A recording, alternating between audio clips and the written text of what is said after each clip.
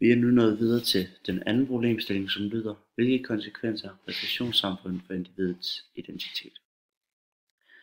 Og her starter vi ud med at snakke om sociologen Axel Honneth og hans hovedteori, eller hovedpointe i hans sociologi, er, at individet ikke kan danne identitet uden anerkendelse. Og han mener så, at det er meget vigtigt, at man får anerkendelse over sådan 3 forskellige sfærer, kalder han det.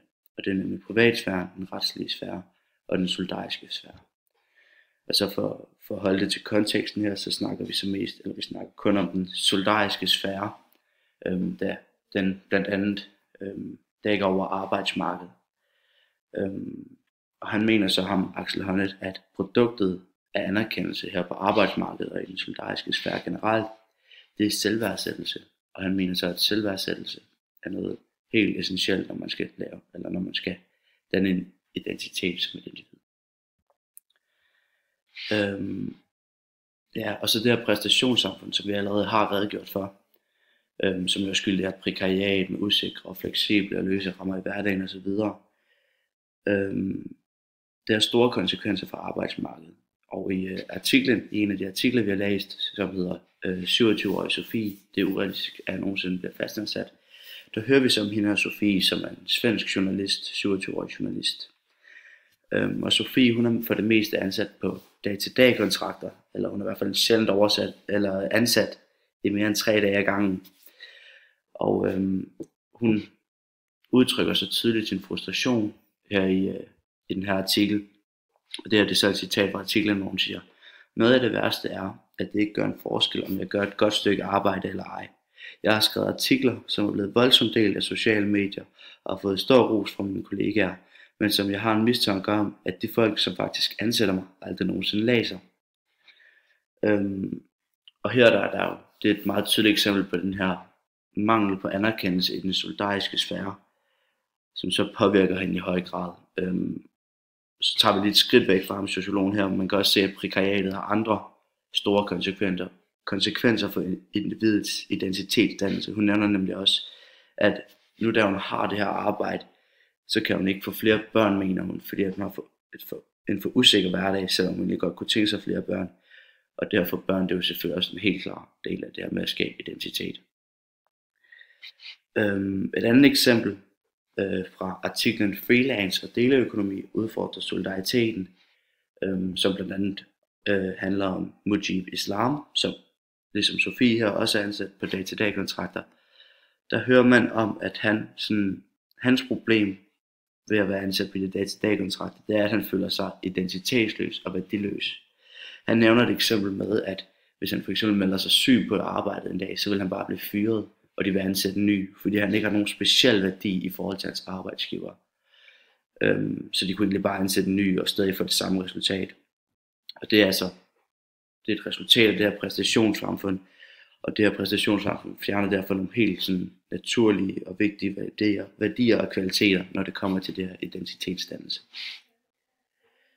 En anden sociolog, der også er god til at beskrive det her med konsekvenserne af det her præstationssamfund, det er Richard Sennett, og han bruger meget sådan udtrykket nedsmeltning til at beskrive konsekvenserne ved det her præstationssamfund. Det han mener med nedsmeltning, det er egentlig ikke om man har hverken ressourcer eller evner til at udføre sit arbejde som man skal, men at de her konstante strukturelle ændringer, som jo er en del af livet i det her prekariat,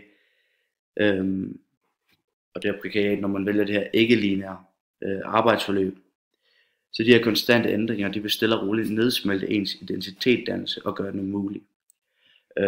Og det kommer af flere grunde, blandt andet et mangel på arbejdsfællesskab og tillid til det miljø, man omgås i på sin arbejdsplads.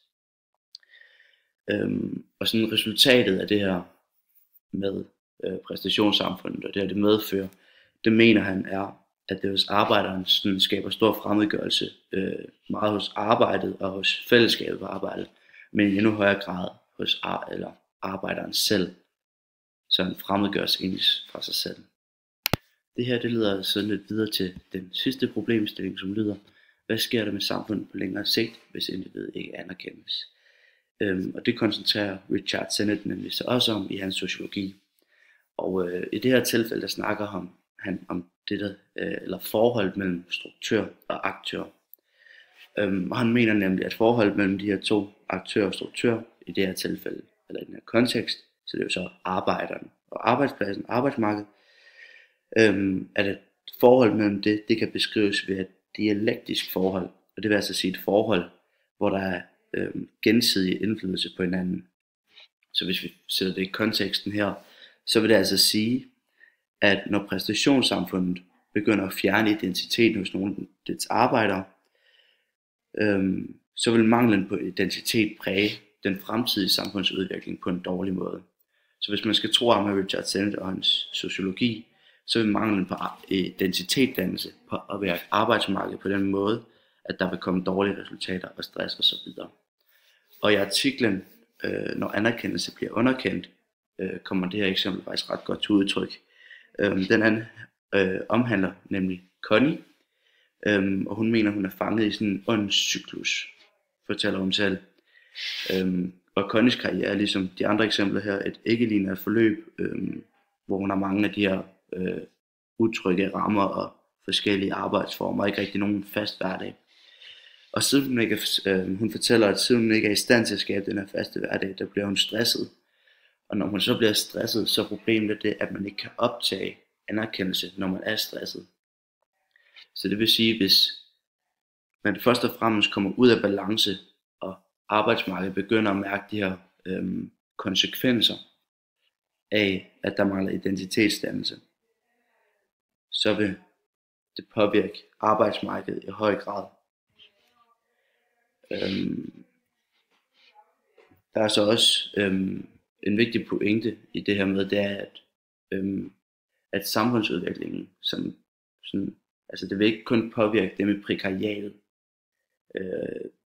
Det kommer meget til udtryk i artiklen, der hedder den samme her, freelance og deleøkonomi udfordrer solidariteten, hvor Morten Søndergaard han nemlig fortæller, at hvis vi ikke kan matche konkurrenterne med løn, hvordan kan man på andre måder sikre, at den virksomhed, man er ansat i, bevarer konkurrencekraft? Det kan man kun ved at fjerne rettigheder eller hæve produktionen kraftigt. Og det vil altså sige, at de her prekariatsarbejdere, de udfordrer arbejdspladser med, hvad kan man kalde dem, de normale arbejdere, dem her, der har med lineært forløb i deres liv, dem udfordrer de.